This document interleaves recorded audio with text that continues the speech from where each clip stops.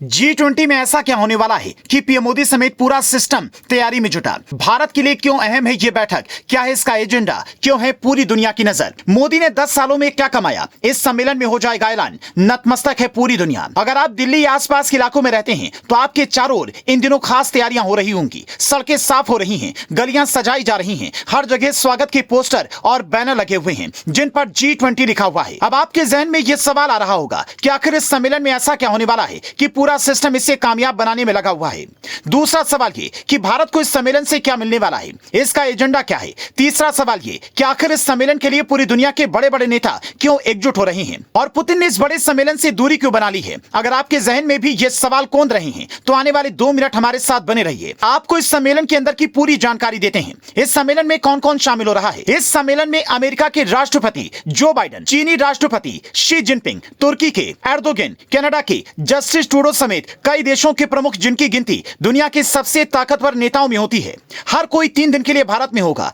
8 से 10 सितंबर तक दिल्ली और आसपास के इलाकों में इन्हीं के रुकने की अलग अलग व्यवस्था की गई है। लेकिन रूस के राष्ट्रपति व्लादिमीर पुतिन इस सम्मेलन का हिस्सा नहीं होंगे। उनकी जगह रूस के विदेश मंत्री यहां पर आएंगे। इस मीटिंग से पहले व्लादिमीर पुतिन ने प्रधानमंत्री नरेंद्र मोदी से फोन पर बात कर ली है और तमाम मसलों पर चर्चा की है। लेकिन अब सवाल खड़ा होता है कि इस सम्मेलन पर इतना पैसा खर्च करके भारत को क्या मिलने वाला है।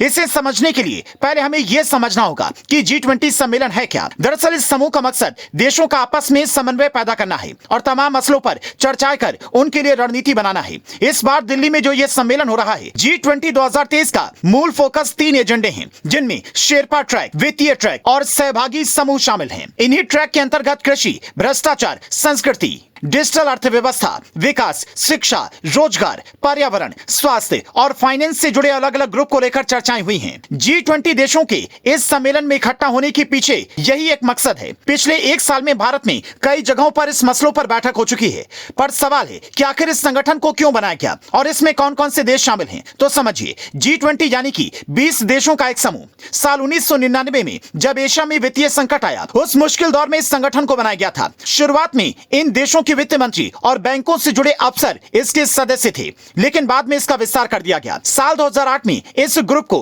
राष्ट्र प्रमुख के लेवल पर ले जाया गया। फिर इसमें आर्थिक नीतियों से अलग भी चर्चाएं होने लगी। आपको जानकर हैरानी होगी कि दुनिया की करीब 2/3 आबादी इस ग्रुप के सदस्य देशों में ही रहती है, जबकि दुनिया की कुल जीडीपी का 80% हिस्सा इन्हीं देशों से आता है। G20 ग्रुप में अर्जेंटीना, ऑस्ट्रेलिया, ब्राजील, कनाडा, चीन, France, Germany, Bharat, Indonesia, Italy, Japan, Mexico, south Korea, रूस, सऊदी अरब, दक्षिण अफ्रीका, तुर्की, यूके, अमेरिका, यूरोपीय संघ शामिल हैं। इसके अलावा कुछ देशों को स्पेशल इनविटेशन भेजा जाता है, जिसमें बांग्लादेश, मिस्र, Mauritius, Netherland, Nigeria, Oman, Singapore, Spain और संयुक्त अरब अमीरात शामिल होते हैं। इससे आप अंदाजा लगा सकते हैं कि सम्मेलन का कितना बड़ा महत्व है, साथ ही भारत के लिए कितना बड़ा पल है कि पूरी दुनिया के सबसे बड़े नेता हमारे देश में आएंगे। इससे मोदी सरकार की ताकत और बढ़ते रुतबे का भी अंदाजा लगाया जा सकता है। जो चीन सीमा पर हमें आंख दिखाता है, वो भी सम्मेलन में हिस्सा लेने के लिए भारत में आ रहा है। इससे साफ अंदाजा लगाया जा सकता है कि पिछले 10 सालों में मोदी सरकार ने क्या कमाया है और विदेश में भारत की कितनी इज्जत है। तो आपका इस सम्मेलन और भारत की बढ़ती ताकत पर क्या कहना है, हमें कमेंट में बताएं।